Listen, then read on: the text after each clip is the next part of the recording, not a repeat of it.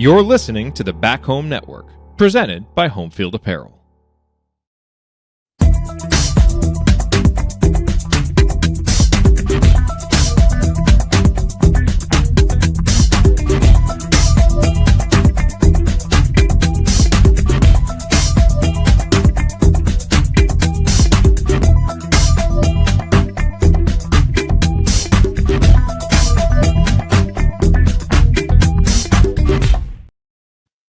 Welcome back, folks, to CrimsonCast. Galen Clavio joining you. It is Wednesday, August 27th, and we are just a few days away from the start of Indiana's 2025 football season. So excited here at the Back Home Network and on CrimsonCast in particular. This is our time of year. You guys know it. We love having you along for the ride, and we've got a continual wave of podcasts coming throughout the week here on the Back Home Network. We've got a couple of special guests joining us on this episode. You know him, you love him, Mitchell Paige, former IU wide receiver. Going to talk with us about his overall impressions of the Cignetti era. We're also going to talk a little more specifically about some of the players that he's excited about on this roster. And then we've got our friend Olivia Ray joining us as well. We talk about many of the same topics with her on the back half of this podcast. So all that coming up on this episode. And of course, later on in the week, we will have what is now an annual tradition, Scott and I giving our game-by-game predictions for the entire season. That one's going to come out on Thursday. So keep an eye out for that. We've also got a little segment with Jeremy Gray, Senior Associate Athletic Director for IU Athletics, as he talks about some of the upgrades to Memorial Stadium. That's all coming tomorrow. This one's coming today. But first, just a couple of quick things we wanted to note. If you haven't considered it yet, please consider joining us at the Buskirk-Chumley Theater on the 5th of September. That's a Friday. That's the day before the Kennesaw State game. Doors at 6:30, shows at 7. All ages are welcome. We're going to be doing a live podcast from the Buskirk-Chumley Theater. We're going to have audience Q&A. We're going to have Mitchell Paige. You'll hear him on the podcast today. He'll be joining us on stage for that show. Working on a couple of other guests to bring up as well. We'll be there for about 90 minutes. If you like the CrimsonCast format, you're going to like the live show. It's going to be very similar, as we're going to talk about IU football. We're going to give you our impressions on what happened in that Old Dominion game, and also talk, of course, about the rest of the season. There's a lot of excitement around IU football. We're looking forward to celebrating IU football with all of you. Tickets, about $15 a pop. And a lot of that money going to support the Buskirk-Chumley Theater, a great historic theater located right next to Farm and Uptown on Kirkwood Avenue in Bloomington.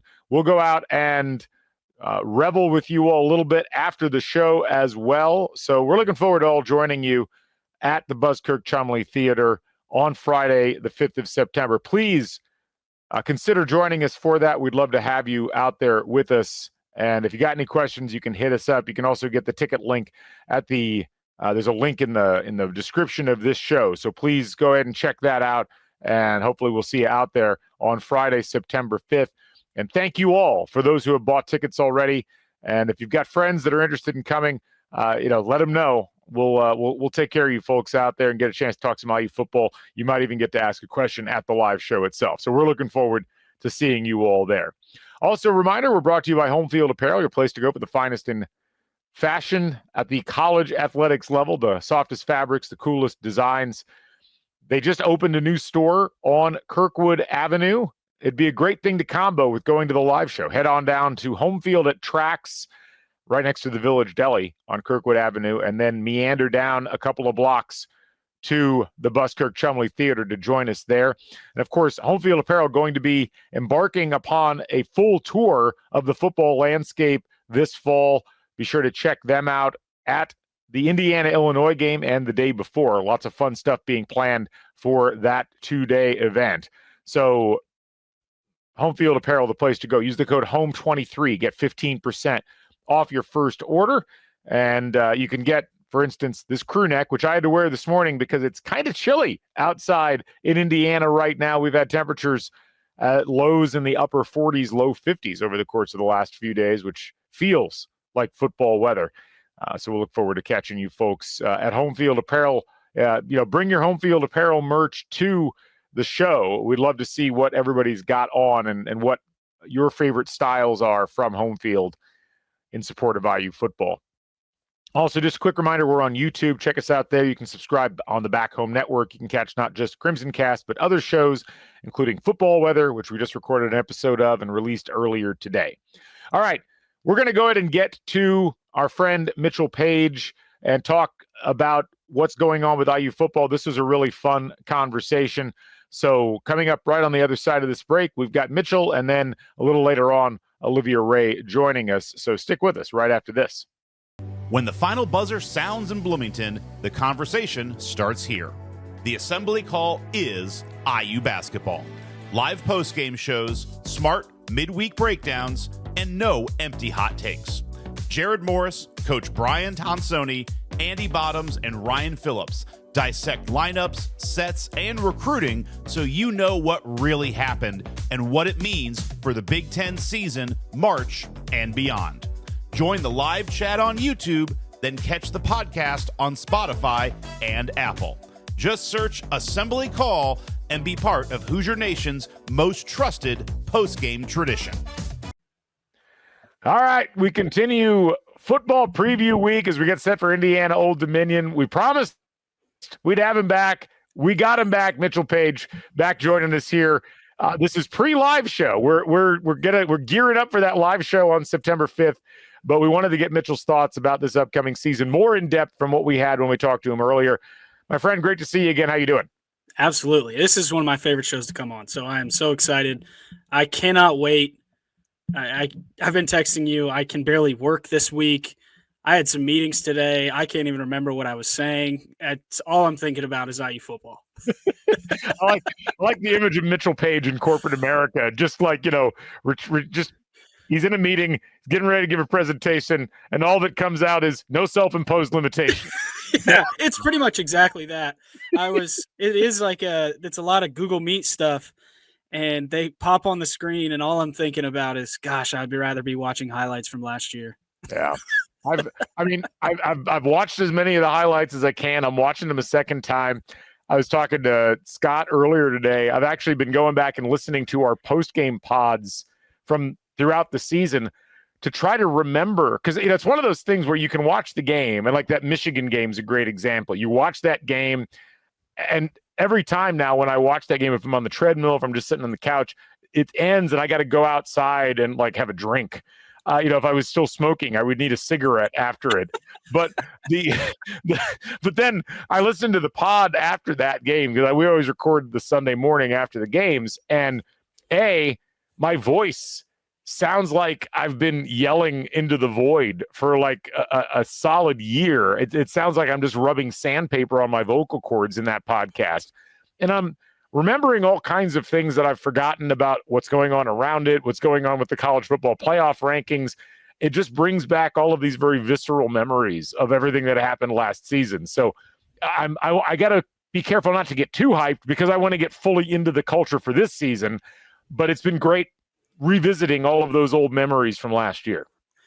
I think that's the most fun part about it. It's been a long time since I've felt true excitement. Like, I'm always excited. Every year I think we're going to win every game. I am a full believer in everybody on the team. Coach is the best coach ever, no matter who it is. We're going to beat everybody. But to look down the list of the schedule and see real possibilities that I can actually back up what I'm saying, as opposed to, again, old man yelling in the void, which I typically am. I have real data to prove that our guys are as good as anybody. And it's been definitely a long time for me since I was able to say that. Yeah, I made an offhand comment to Taylor when we were doing our over-unders pod over the weekend. And we were talking about, Roman Hemby comes to IU, Billy Edwards goes to Wisconsin, and I just said, without even thinking twice, well, the setup at Indiana is much better for Hemby than what Edwards is walking into in Madison. And Scott was like, you realize you said that unironically, like, that somehow the Indiana setup this year is better than the Wisconsin setup, but it really does feel that way. And you look at returning production, you look at the guys that come in off the portal, and you look at what some of these other teams in the conference have, and unless you're just predisposed to thinking that Indiana is going to automatically revert to whatever the median is of things, there's so many items and people that you can point to on this roster where you're like, wow, that guy's a baller. That guy's a baller. This is like a really, really well put together team again. We didn't really know that fully coming into last year because half the guys were brand new and I think everybody was kind of in wait and see mode. We know this year, like just the names and what we've seen them do already, either here or elsewhere. This is a pretty talented group of guys. Yeah, and it's such a huge opportunity. I've said this a lot. You can only build so much through the portal. You can catch fire, and I hate to say it this way. I'm a true believer in Cignetti, obviously, but what happened last year was lightning in a bottle, hitting on every transfer. That doesn't happen ever. It's just not a sustainable way to build the program. But now that you've had that, they've taken the next step and started in high school recruiting. They started getting some higher level productive guys at bigger places playing in bigger games. But when you have an opportunity like this year, and I know Cignetti's talked about it a ton, being able to have multiple years of real data to go to these high school kids, that's how you build these massive programs that reload every year, the Ohio States, the Georgias, all these big teams. It's built on high school recruiting, and it feels like high school isn't talked about nearly as much because the portal and NIL and all this, but it's so much easier to take even a 3 or 4 star player from high school, build him and mold him in your culture. By year 3 and 4, that guy's been in the program for a long time. He sees the vision. He sees the value in staying. And now you've got a guy that's ultra committed to what you're doing. That's a completely different kind of player than the guy that you get for 1 year. And when you have 2 good seasons, you prove that, hey, we're here to stay. We've got serious investment from the program, investment from the administration. Come join us and see what it's like. When you have that story to tell to the young kids that you can bring into a program as long as they need to be, that's really powerful. I think that's what I'm most excited about is going forward more so even than this year. Well, that's the thing. And generally in college football, the portal is, I think it's going to be around. It's not going anywhere. But the idea that had started to take hold a couple of years ago that you were just going to have to buy a new group of guys every year and that there was no point in developing people, that'll take care of itself. There'll be multi-year contracts. There'll be developmental things that'll happen. I could even see kind of a farm system developing at some point where, hey, we're going to pull in recruits, but we're going to send our 6 guys who need development and aren't ready yet. They're going to go to Indiana State and they're going to play there for a year and then they'll come back.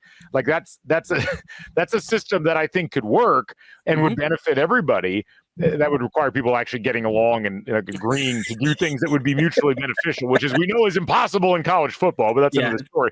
But the high school recruiting is never going away.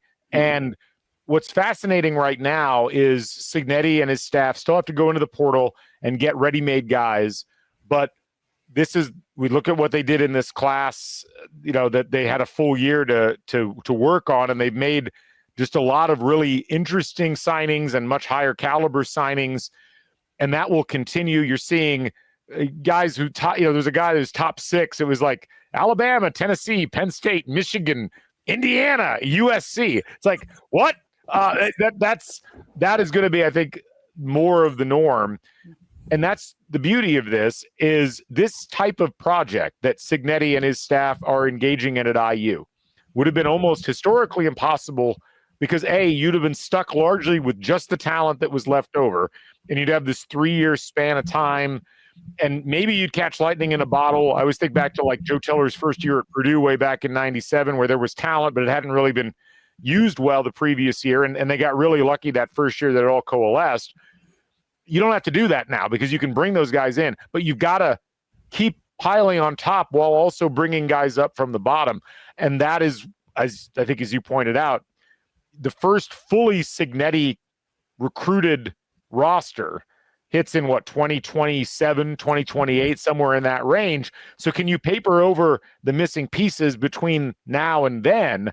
And they really seem like they're doing a great job. And this is where the thing that I just find fascinating about this staff, their eye for talent. and more importantly, their eye for who will play in their system and who will give maximum effort. That has been the thing that's stuck out to me as much as anything else of what they've done over the course of this first year and a half that they've been here. Yeah, he's not typical. He's not going after a lot of the normal people.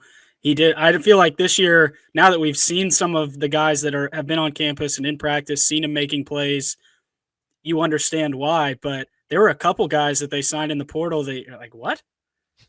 Who is that? Right. And I have complete blind faith in Curt Cignetti. I think I would follow him off a mountain with no questions. So that's what we're doing. We're doing it. Yeah. But he has narrowed in and honed his system to such an incredible degree that he's not just looking for how fast can you run and how high you can jump. It's more about how can you think? How do you approach practice? How do you approach preparation? And when you have a bunch of guys that are thinking that same way, or even if you just have leaders on the team that think that way and are so bought in, you can start to coach some of those younger guys, first-year transfer guys. Hey, we're doing it this way, and if you're not going to do it, see you later. And I give Cignetti a lot of credit. There's a couple guys that I can think of from the whatever year it was, 2023 team, that you're like, all right, this guy's going to be incredible. And then you never see him, and we didn't miss him. Right. Well, and it's even something as recent as, Taven Jackson leaves, and everyone's like, well, that's going to really hurt. And then he doesn't win the starting job at UCF, and it makes you rethink everything. And it's not to take anything away from Taven. I mean, he came in and quarterbacked them to the win against Washington last year, filled in when he needed to. But it is interesting what we think is absolutely necessary on one particular assemblage of talent in a roster, and what ends up actually being the things that you need to prioritize and who's actually going to pan out oftentimes end up being very different things. I've always found that fascinating about football. And you have to have, if you're not at a place like Ohio State or Oregon or Alabama, where you're just kind of, you turn the tap on and 5 stars and 4 stars pour out of it, you've got to be able to do what like Wisconsin and Iowa have done. A lot of people on the podcast have heard me talk about this for years. Like those two programs in particular would go out and sign 2-star guys or lower rated 3-star guys, or in some cases they bring walk-ons in, and 4 years later they'd be draft picks or they'd be like really heavy contributors. And like that's partially development, but it's also talent identification and being able to spot guys that have what it's going to take either physically or in mental intangibles to be able to compete at whatever level you're coaching at. And it's just, as much as we'd like to think all football coaches and all football coaching staffs have that ability, that's oftentimes the delineator.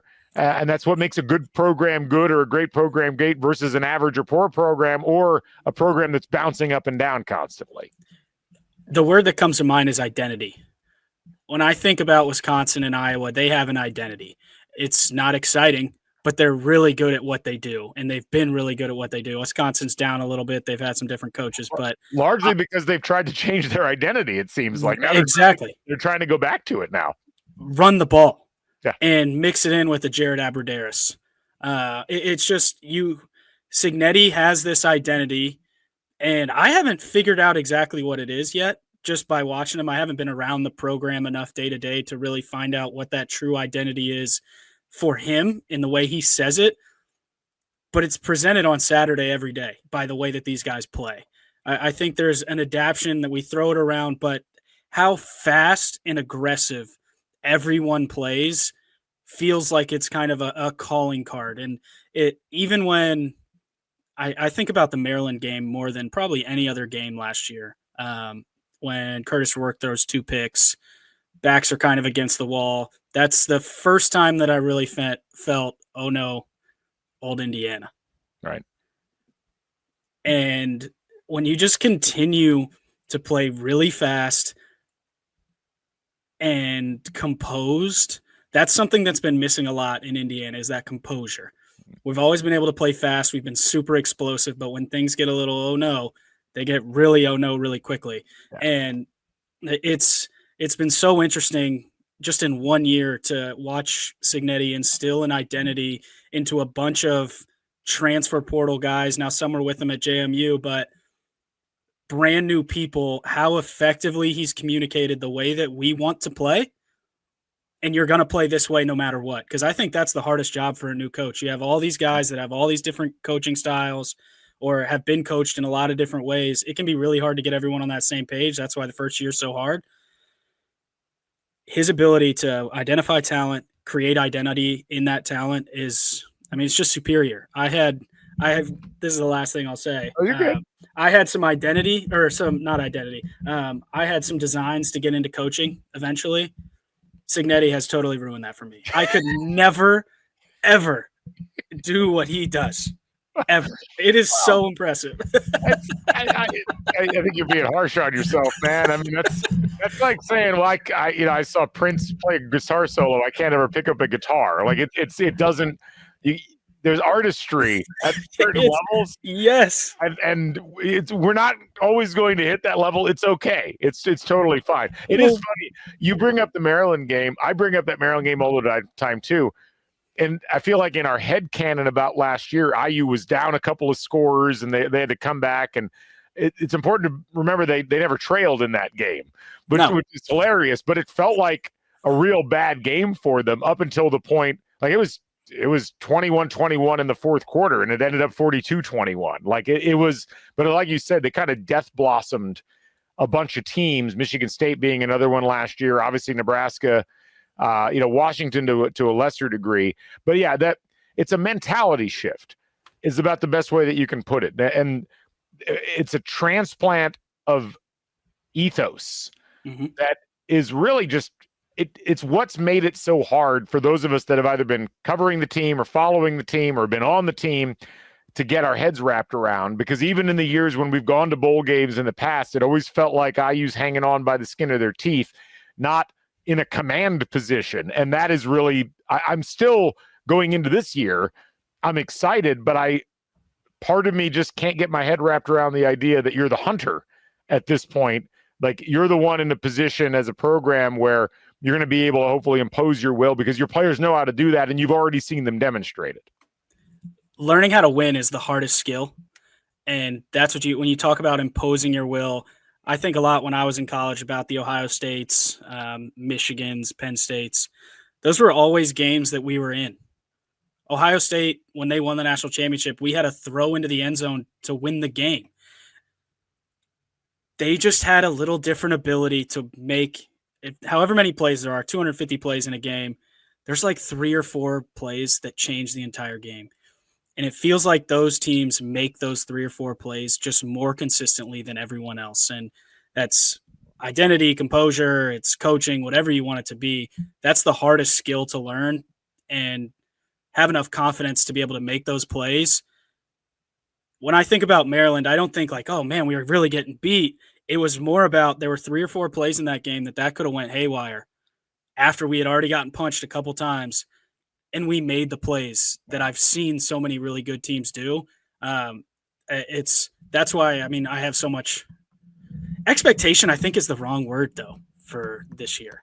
Confidence? Yes, expectation. I have a hard time having expectation. I'm with you. And that's where it gets hard to predict games.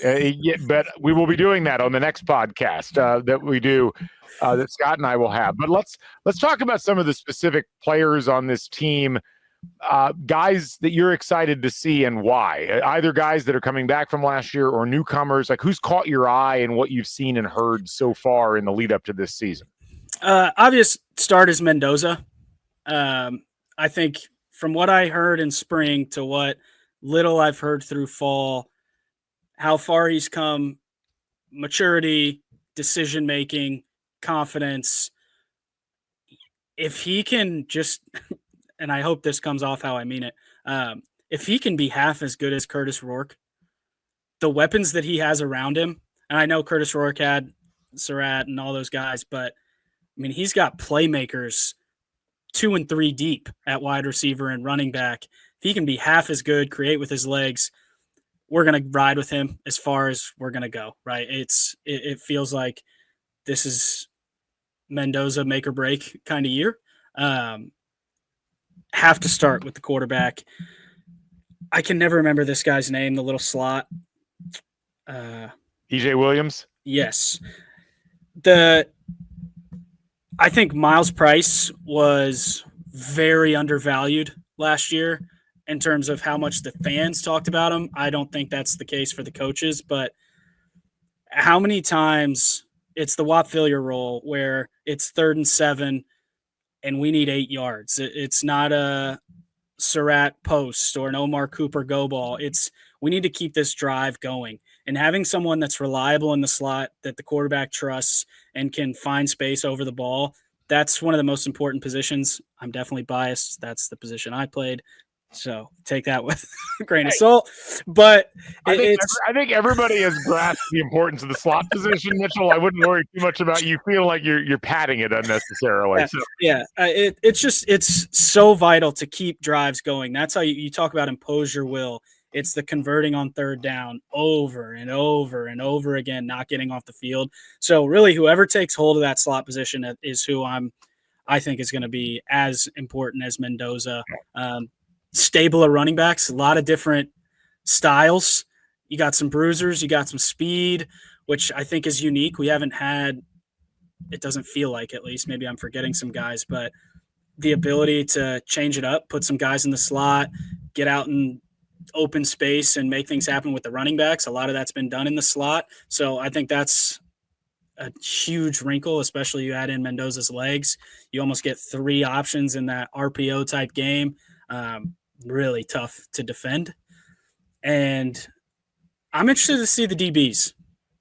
You obviously know what you're going to get with Pons, but how are we going to defend at defensive back? I think that our defensive line is going to cause pressure, and so passes are going to have to get out quick. If we can be kind of show-stopping at corner, especially be able to play some man coverage,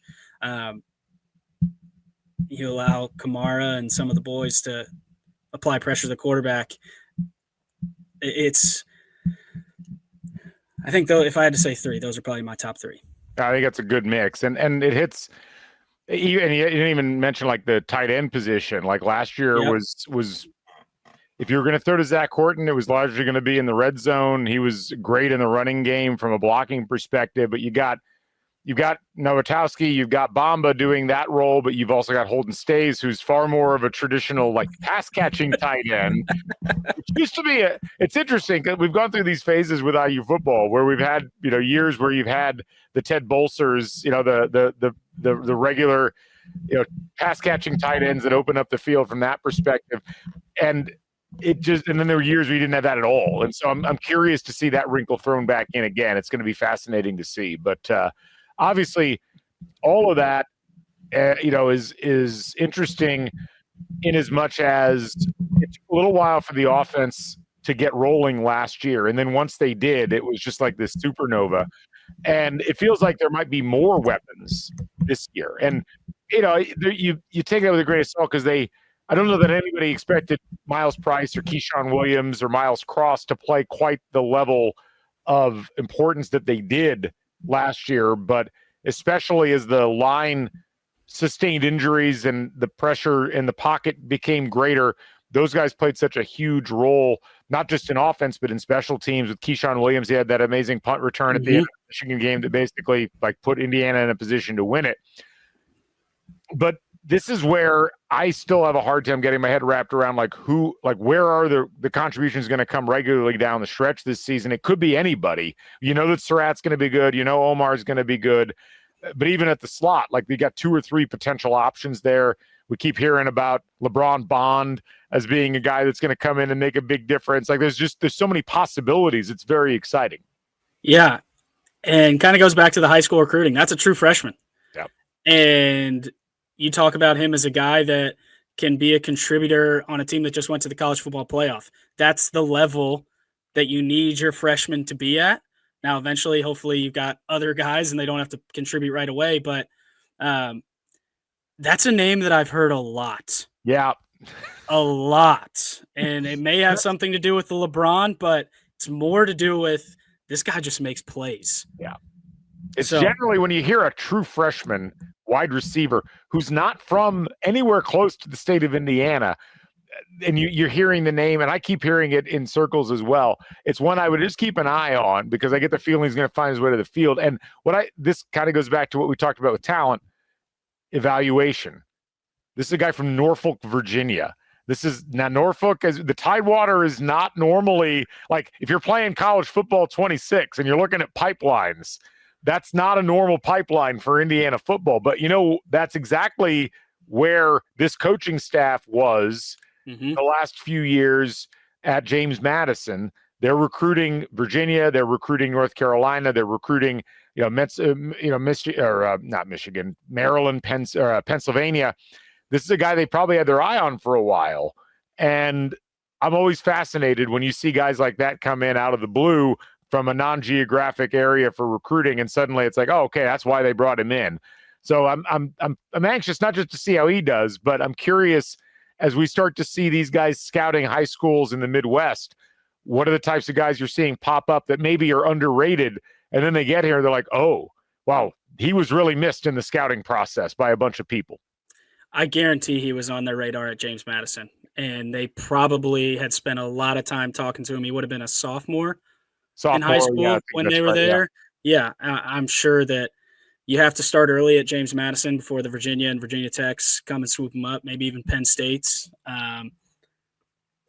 It's building a pipeline to that part of the country is a net positive for the Hoosiers. They play some real football in Virginia, Pennsylvania, areas of North Carolina. Like it's just cool. They've got connections all over the place, and you're going to find talent all over. And when you can evaluate the way they do, and it feels like they evaluate fanatically, they never stop.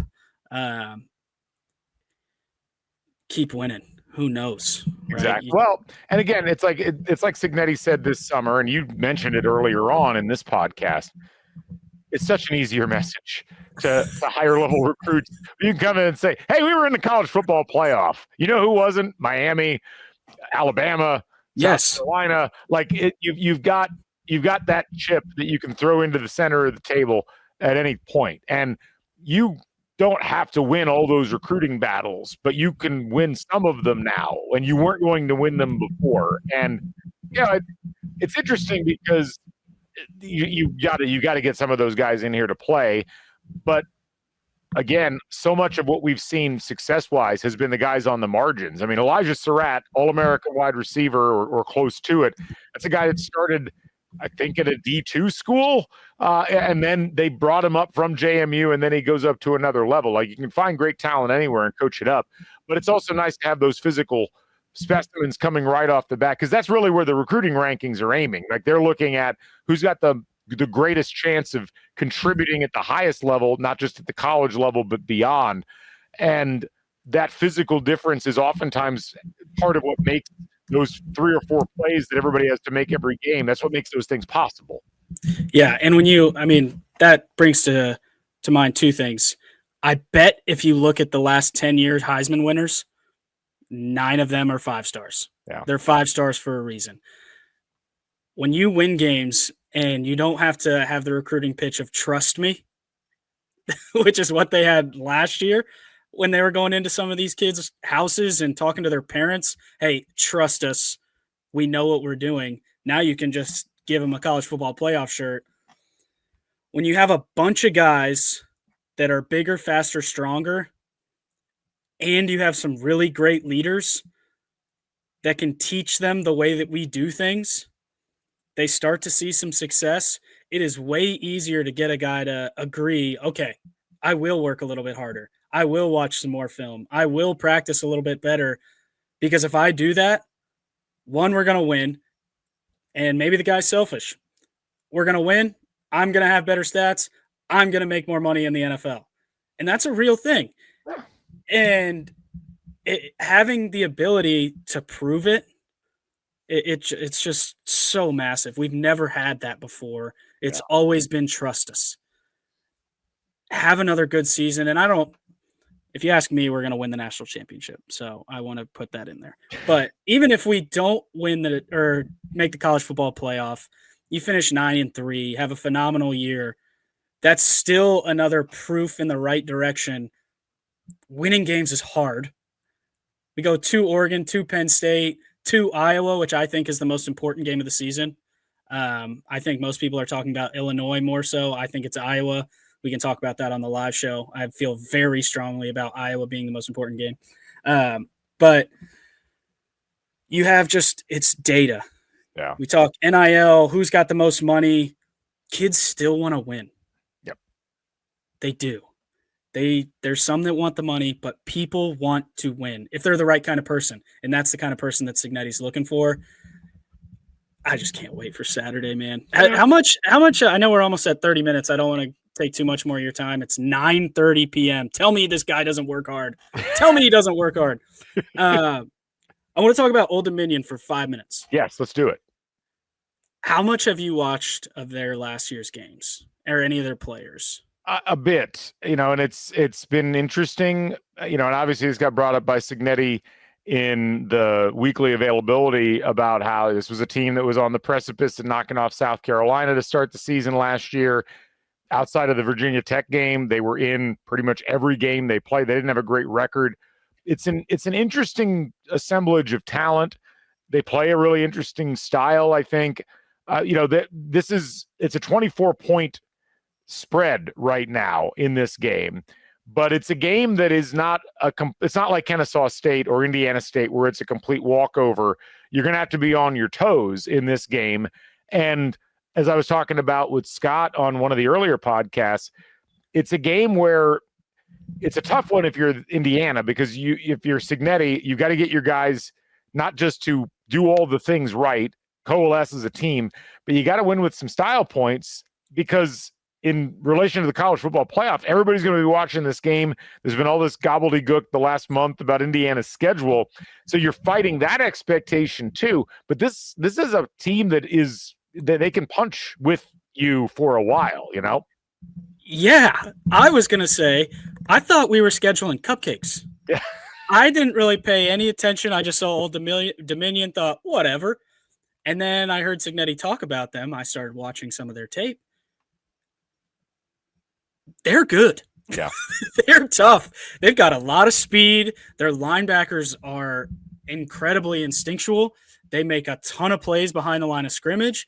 I would have much preferred that Old Dominion be the third game of the season when you're breaking in a new quarterback and have some new pieces at wide receiver. And, I mean, this is a battle. And I think we're going to learn a lot on Saturday. If Indiana can just step up and take it to them.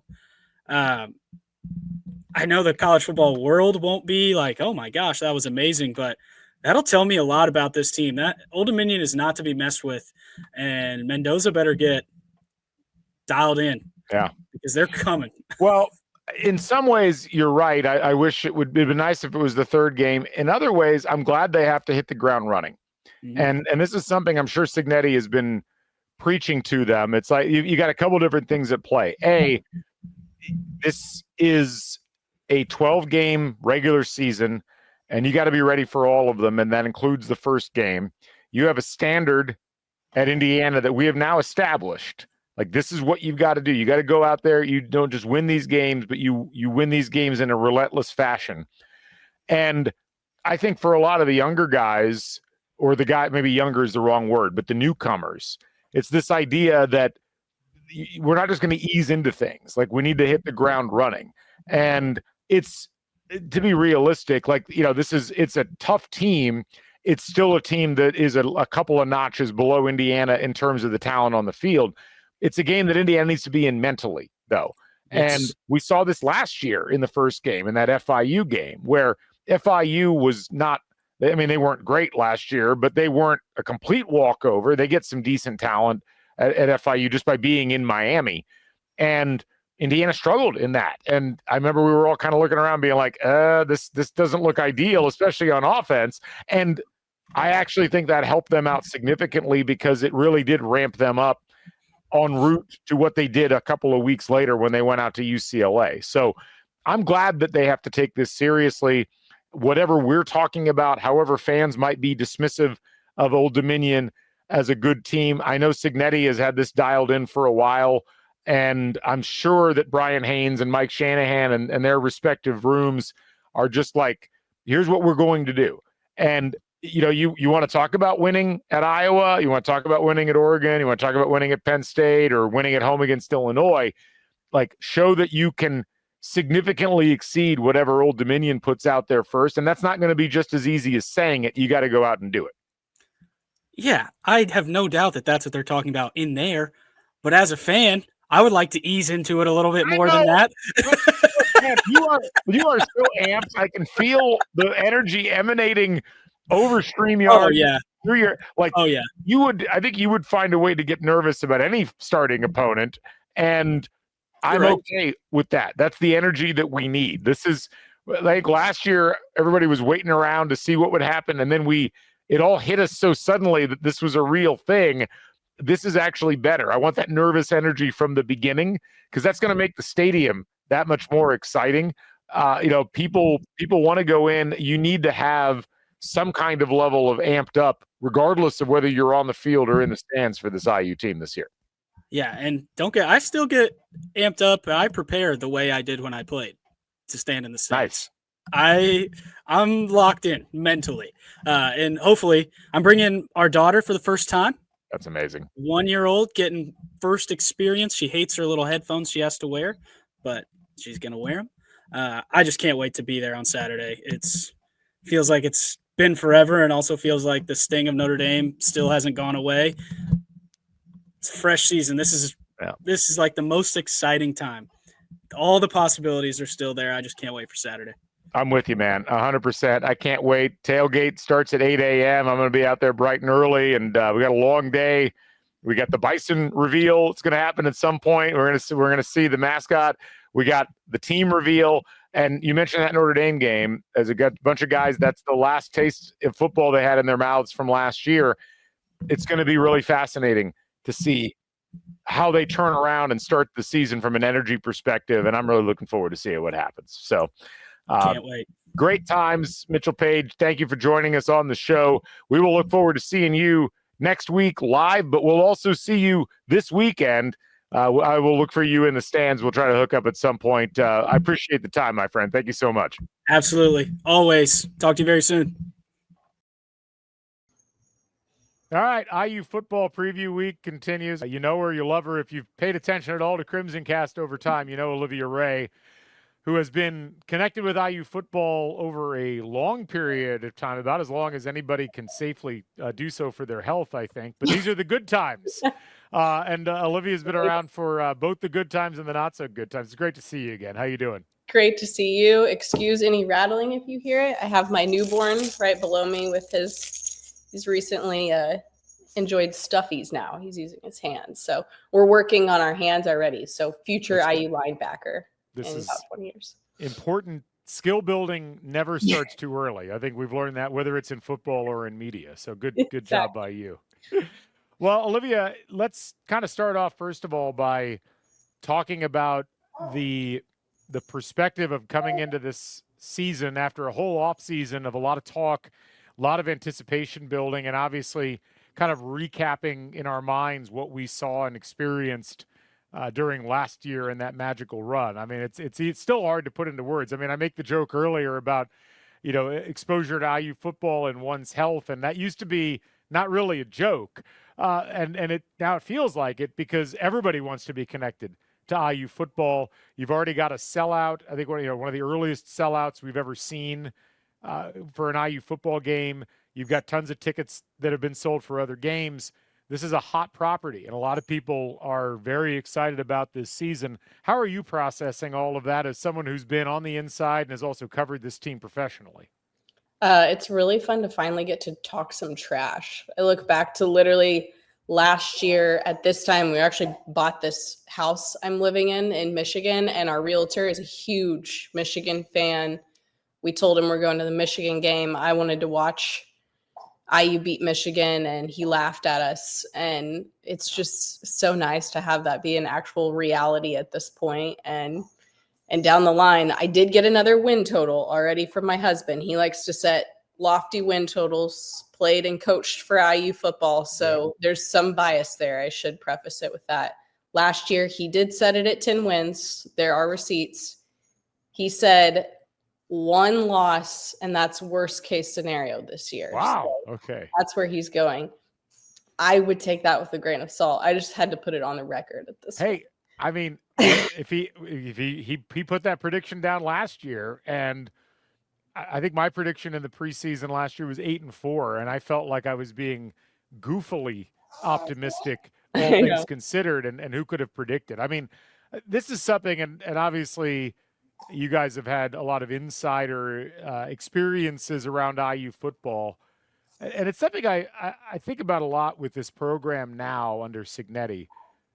The line between being an average or poor football program or a football program that can't quite get it done versus one that does is it's a clear line between those programs, but it's hard to really get a sense of what it is that makes the program take that leap and what it is about this particular coaching staff that's been able to get done what so many coaching staffs historically have not been able to completely do. I mean, what from your perspective do you think Cignetti and his staff do that's so fundamentally different from what IU and other programs generally run into, and why does it work so well down here right now? Building the lines. I remember watching the national championship game. It was Georgia-Bama a couple years back at Lucas Oil Stadium. And I'm watching, it was actually IU football's former strength staff ended up at Alabama. And I was actually in the tunnel talking to those guys. And I sat up there and covered that game. And I remember looking at my colleagues and said, IU will never be at this level ever because they're men on the line on both sides of the ball. And it's crazy now to think there's actually depth on both sides of the ball up front. And that is, I know it's such an old cliche, but that is where the game is won and lost. And it's crazy to think that they are able to compete. I did still thinking back to the Michigan game this past year, they were getting manhandled a little bit there, but it's good to see that they hopped in the portal and tried to strengthen both sides of that again. Well, it's funny. I've been watching IU games from last year on YouTube, and then I've been going back and listening to my post-game podcast just to I wanted to get the order of things in my mind because I realized how much of a whirlwind last year was. It's impossible to kind of keep track of everything that happened. But one of the things about that Michigan game I forgot was right before that happened. Hey, buddy, how we doing? Yeah, we're getting a bottle. This is a good time. But IU suffered a major injury on the offensive line the week leading into that Michigan game, and that really disrupted things. But it also highlighted physically how good of a defensive line Michigan has, how good of an offensive line Michigan had, and Indiana's defense did a really remarkable job in that game of stymieing Michigan on the line. I think they ended up with like 206 total yards in that game. But it is fascinating. Indiana's got a ways to go physically. You saw that in the Ohio State game. You saw it in the Notre Dame game. But defensively, especially, that line has made tremendous strides in an incredibly short period of time. Yeah, and it's crazy to think that, I know I said the line, but there's an All-American at every level returning this year. Never in my lifetime did I think I'd be able to say that about an IU defense. So it's nice to see that. A little concerned about some depth at some of the levels there, but yeah, it is good to see depth up front and in the trenches on both sides. Yeah, if you're going to have depth, you'd rather have it be up front because if you can get a great pass rush on most of the teams you're playing, you can kind of cover up for some issues behind.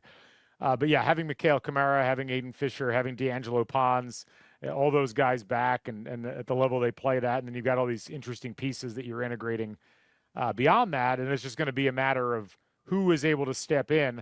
And I'll note, it was not a foregone conclusion last year that Kamara, Fisher, Pons, Jalen Walker, James Carpenter, that those guys were going to play at as high of a level as they did.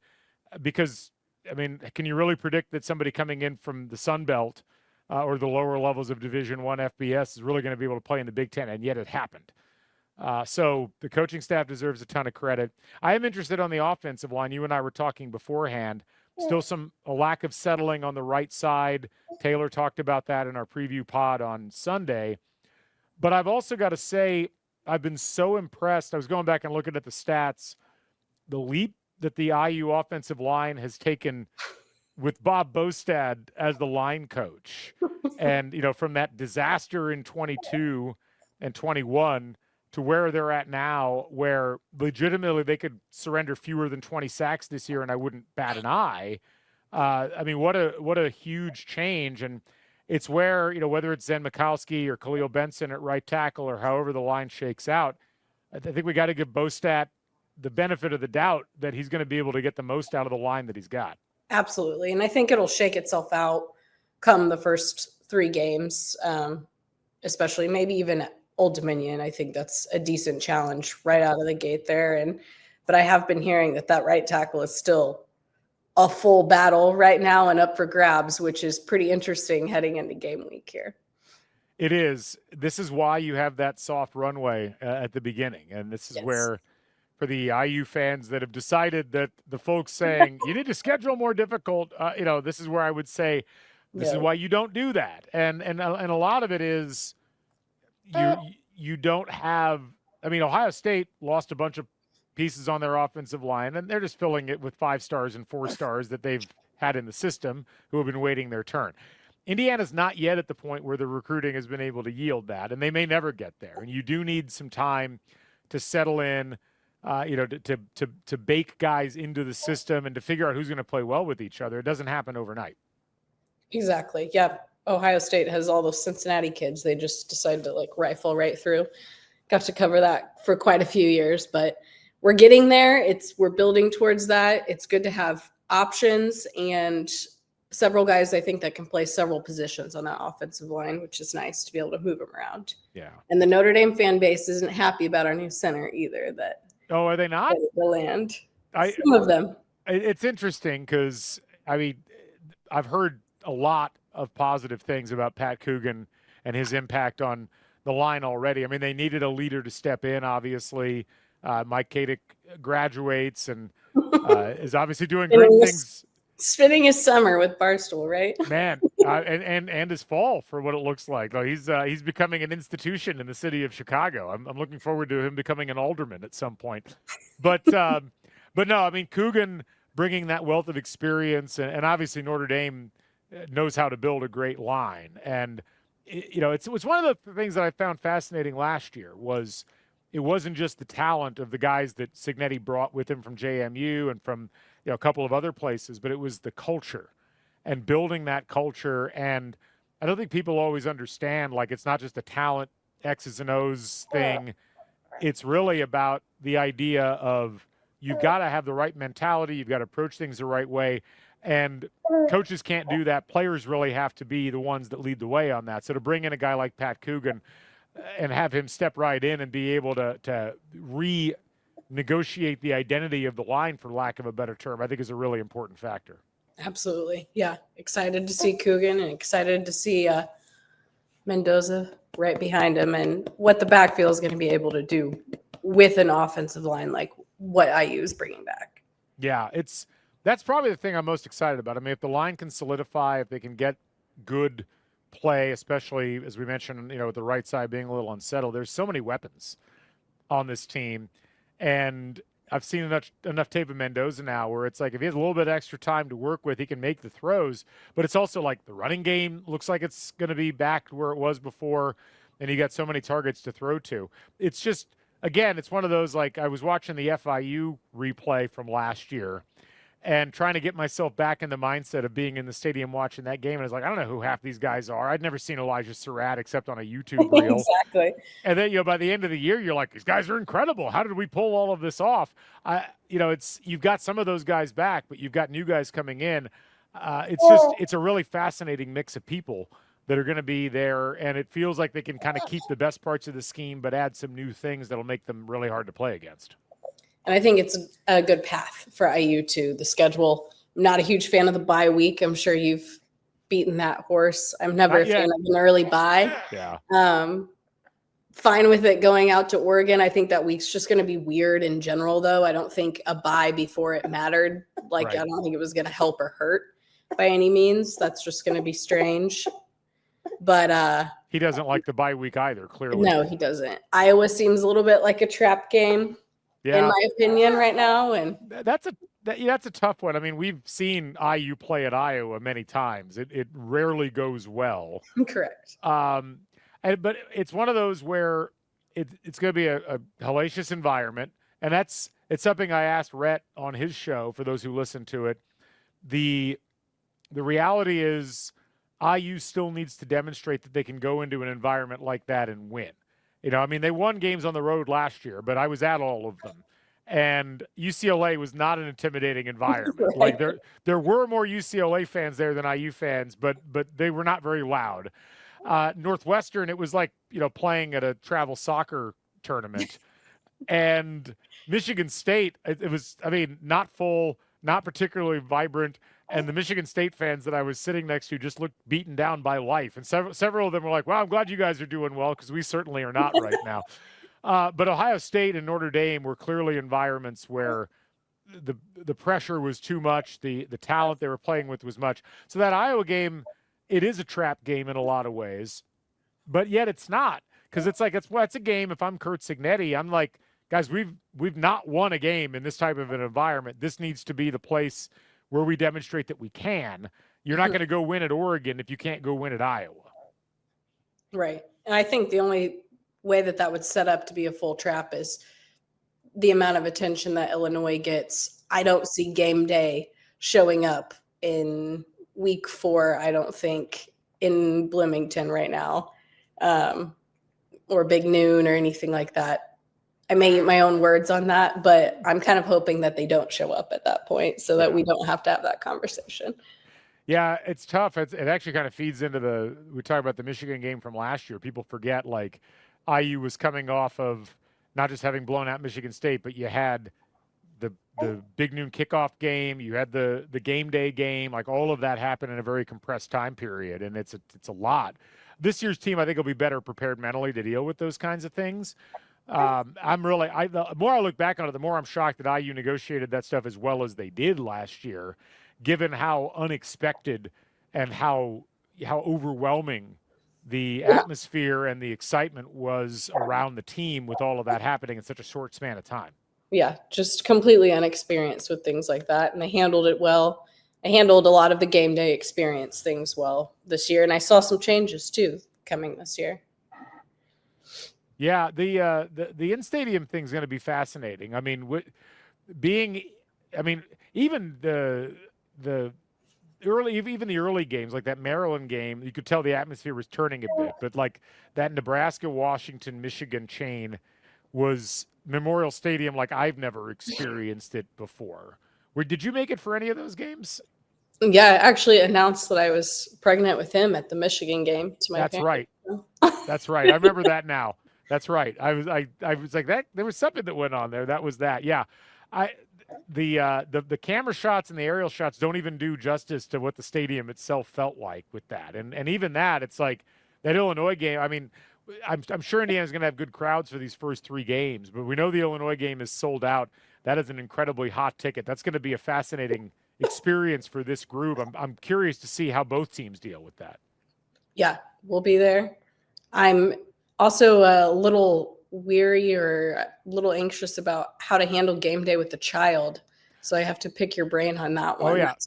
That's like a whole brand of podcast, right? Of game days with kids. It's like that's a subgenre. I could talk all about how I remember the Michigan game in 2019, which was one of the worst weather games we've ever had. Tried to bring my youngest, who I think at that time was about 1.5 years old, and it was so cold she just screamed for 5 solid minutes, to the point that my wife was like, "Nope, we're noping out of this," and ended up leaving. And I think she screamed for another 15 minutes afterwards. So avoid that if you can, I would say. But now kids love tailgates. Kids, you get lots of sound, you get some food, you get like grass to crawl around in. There's really not like it's a great situation. I think he's going to fit right in. And this is the natural habitat. Just don't make it. The first game I took my oldest kid to, it was great. We very graciously, the athletic department gave us some tickets to the suite because we had just had a child. And so my oldest was a month old, and we went to that game, and that game was the Southern Illinois game. at the start of the 2015 season. And I was so frustrated that it got to overtime, and I was like, I'm leaving. I can't watch this. I ended up hearing the 2-point conversion getting dropped in the end zone on the walk out of the stadium. But hopefully, there's a much better experience from a game perspective for his first contest. Yeah, that's what we're hoping. We even named him Ezekiel, which, like I said, future IU linebacker. That played in to the naming. That's a big Zeke right here. So it's a tremendous name. I love it. It's going to fit in really nicely. Class of, what would that be? 2043? 40, yeah. Yeah. Put it on the locker already. To wrap up real quick. So just in terms of, I know you gave your husband's win projection on the season. What are you thinking for this season? Like, what are you expecting? What heights can this team reach, in your opinion, in year 2 of the Signetti era?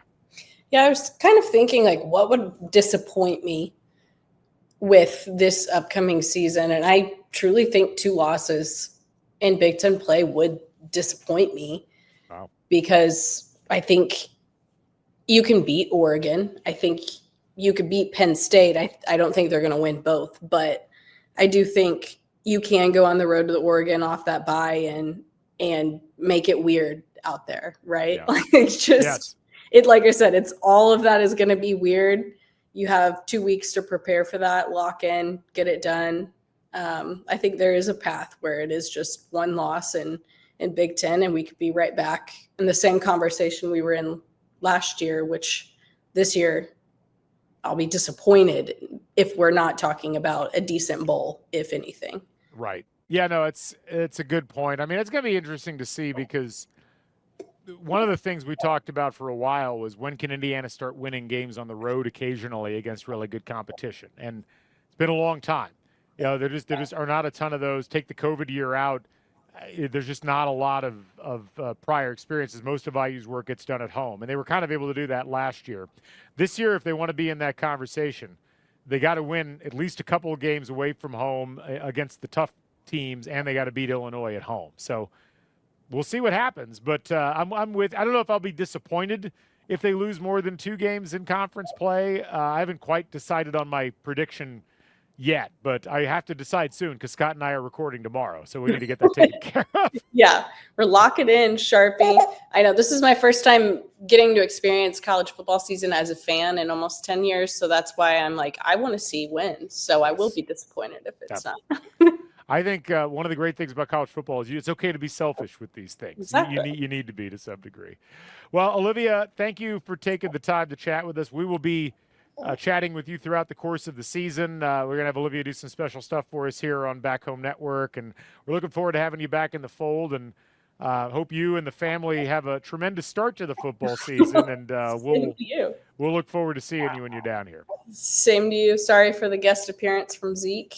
He decided he's hungry again, like always. So. Hopefully it's the first of many, is all I'll say. So he'll get used to it. That's right. Thanks, Galen. Thanks. Olivia Ray joining us here on the podcast. All right. Our thanks to Olivia Ray, and of course our thanks earlier on to Mitchell Paige for joining us on CrimsonCast. We love both of those folks, and we'll be talking with them a lot more throughout the course of the season. Football keeps getting closer, folks, and we couldn't be more excited here at the Back Home Network. We'll have more podcasting coming up throughout the course of the week, as we'll be giving our game predictions, and we'll be talking about the changes to Memorial Stadium, the arrival of Hoosier the Bison, and so much more coming up on CrimsonCast moving forward. For the entire Back Home Network family, I'm Galen Clavio. We'll catch you folks on the flip side. Stay never daunted. So long, everybody.